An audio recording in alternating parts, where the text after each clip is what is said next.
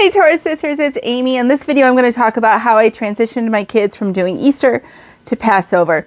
If you're new here, welcome. Make sure you go to TorahSisters.com, get on my email list so you know when I have new free stuff available, or new videos or new blog posts, whatever it is, TorahSisters.com.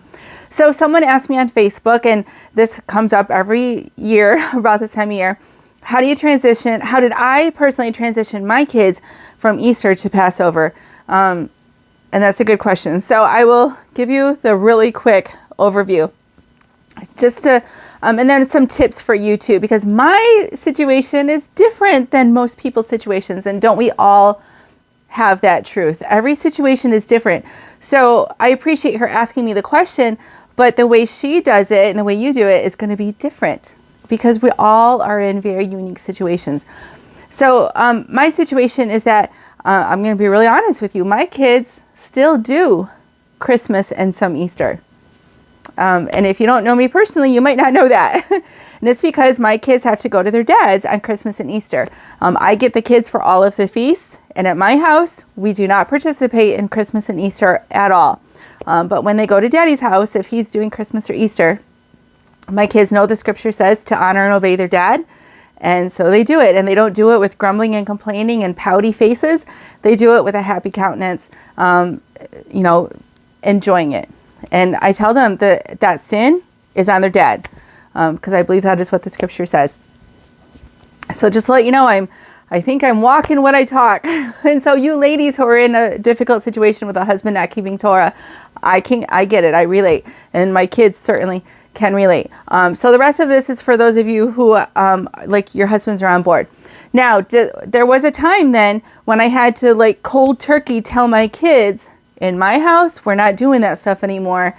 And we're going to start doing this stuff because I was already doing it. And then when I could teach it to them, for them, it was cold turkey. So they definitely had a transition. My kids miss out on some stuff. So as far as leaving the pagan holidays, real quick, I have other videos on this. They miss out on fun stuff. I acknowledge that with them. When they get invitations to things, and I say, no, that's a Christmas thing, we can't participate in that, they are bummed. And it's not because they like pagan stuff, they just like fun, right? All kids like fun. And I use it again to say, a lot of sin is fun, but we're not allowed to participate in it. And they know that. They're not mad. They're not grumpy. They just kind of go, So, but to pretend like that stuff is not fun, the kids are going to think you're crazy. Now, do we want to do pagan stuff? No, but I think we can admit that even an ugly sweater contest was fun. I mean, it made us chuckle. So probably a bad example. But do you get what I'm saying? You have to at least acknowledge the pain of having to not participate in that stuff. Otherwise, they just think you're cold-hearted. So I acknowledge, I'm like, yeah, that's a bummer, but do you trust God to make it all okay? And they always say, yeah. Do you trust God to fill your cup with something else fun? And they always say, yeah. So I want my kids to know that the pleasures of the world are pleasurable. If you don't acknowledge that, they're just never going to believe anything else you say because they can see that they're pleasurable. So I acknowledge that. I'm really honest with them. But then I also tell my kids, the Father promises us great joy and pleasure worshiping Him His ways. And so I do what I can to make the feast pleasurable and to make them fun. So let's get in some nitty gritty then. And I just tell them, no, I'm just really straight up. No, we are not doing that. And I don't really talk a lot about, I hear some families do this online sometimes. They'll say, well, I told my kid when he's 18, he can do what he wants. But until then, no. I don't talk like that to my kids. That number 18, where all of a sudden they can do whatever they want, I think that's a worldly standard. And I'm not sure it's as black and white as how I used to think of it. Now that I'm a whole Bible believer, I'm like, that's not really so black and white. So, if my kids totally rebel when they're 18, they have some control over their actions at that age, according to the law of the land, sure. But I don't encourage that by talking about it all the time. I don't say that. I don't say when you're 18, you can do Christmas if you want. You'll never hear that coming out of my mouth, I don't think. So, so I could do videos just about how to put off the pagan stuff. That's enough of that. How do you put on the new stuff? So, you're not trying to replace, but you can try to make it fun and pleasurable. There's some general tips. Number one is to plan. If you don't plan for the feast, you're going to miss opportunities for fun and for worship and for gathering and things like that. We live in an age where we want to wait and see what happens. We want to wait and see how we feel. We want to wait and see what opportunities come our way. And more often than not, we end up sitting home alone. So let's not be procrastinators. Make your own opportunities. Plan ahead. So that's one reason I did this, right? This is a Passover planner. Lots of planning pages. Heidi, I'll put some links below. Heidi Cooper at TorahFamilyLiving.com also has a great planner, and it helps you plan the feast. If you don't plan ahead, you're not going to have very much fun. I've learned this over the years, and it takes effort to plan ahead. So start now. One thing I noticed at our Torah community is some people don't like to talk about the feasts until the feasts are here. If I post a meme about Passover, like right now, 2 months ahead, usually someone will end up leaving a comment that says, "Why are you posting a meme about Passover? It's not here yet." And I'm like, I'm thinking about it. I'm excited about it. It's right around the corner. It's not wrong to start getting enthusiastic about the upcoming feast, and certainly to plan for it. And women, as the managers of our house, we have to plan for it. You have to plan the food, the activities, the gatherings, things like that. Where are you going to go? What are you going to do? Who are you going to see? So start writing it down and make concrete plans. What games are you going to play? What activities or crafts are you going to do? There's all kinds of things you can do for the feast. And I'm not going to get into all of those here. But whatever it is that you want to do, plan for it. Number two along those lines is money. To have extra fun at an extra special time, you usually have to spend some extra money. It's unfortunate, but this is how the Father made the world. And the Father knew this, and this is why, go look up the scriptures. I'm not going to spoon feed you these.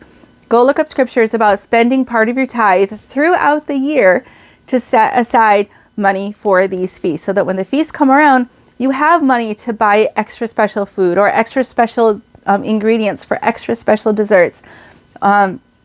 Maybe an extra special outfit to wear for your Passover meal. Not in an Eastery way, but just something extra to make this time more set apart, to buy extra good meat to share with your friends. When I'm with my friends at these feasts, the moms bring extra good chocolate. If we're able, we bring extra good wine, and we share all these abundances of what the Father has blessed us with throughout the year. And we're commanded to do so in Scripture. But all of this takes money. So start saving now.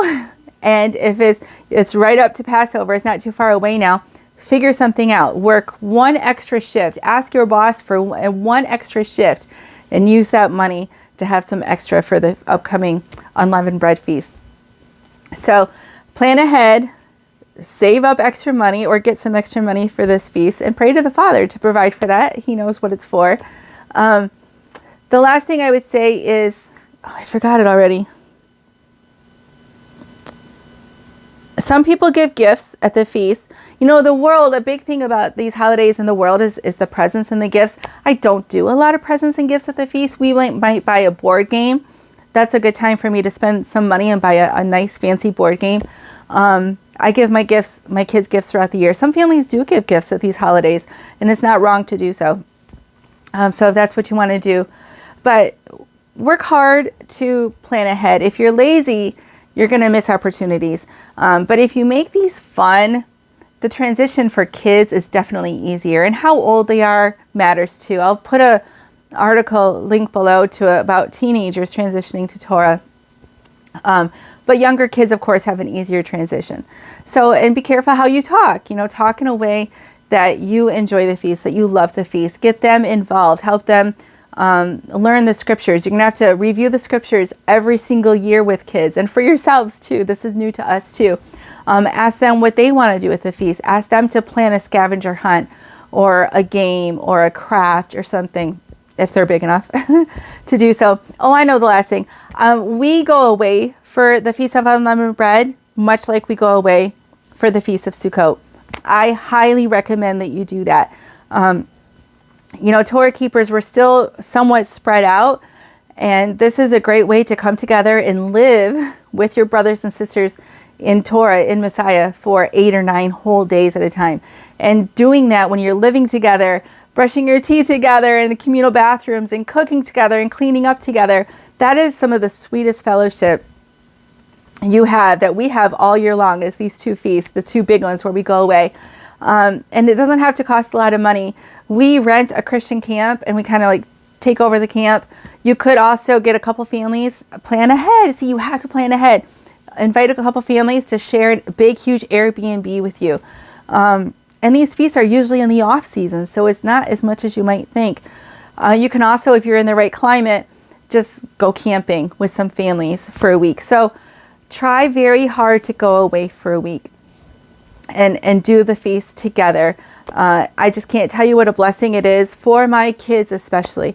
And I'm very deliberate. I go to the same groups with the same people year after year because my kids are grounding these relationships so solidly. They're like cemented together with this group of kids now that they do the feast with year after year. And that is part of the feast to them. To them, the feast is being with this group of people. And I think that's scriptural. It's like that's their tribe, that's their clan. And they're going to grow up in the feast together with these other kids. So I highly recommend you do that. The feast to me, when I think about what am I going to do, where am I going to go, who am I going to be with, at the feast, I look at it a great deal through the lens of my kids' eyes. How I do it, this is one time where I put my kids' needs pretty high up. A lot of families, I do think the husband's needs should be the highest, and then, the overall families. But if you don't know, should I go here for the feast or should I go here for the feast, and you can't decide, ask the kids which feast they want to go to. And it's usually going to be about the other kids. So go where there's other kids. We want our kids to stay in the faith. We want them to be excited about the faith. And I think not having peers is extremely isolating for kids, even more than it is for us. Adults can get a lot out of online fellowship. Children have a much harder time with that. So use this feast to even travel if you can. A lot of us take time off for these feasts, take time off work and school. So again, the planning ahead, travel if you have to go somewhere where there's other people doing this, and be flexible. If they don't do it just like you, that's okay. If you can't participate in something they do, just say, I won't be there that night because you don't have to make a big thing. But if you don't agree with something they're doing one evening, just don't go to that evening thing. But then you have the other 6.5 days of sweet, sweet fellowship. So don't be too picky or your kids will have no friends. I can talk a whole nother thing about that. But I hope that helps transition kids. You talk amongst yourselves politely, kindly in the comments. And if you have specific questions, maybe I can talk more and ask some of my other smart friends, awesome moms, what they have done as well. So that's it. Bye.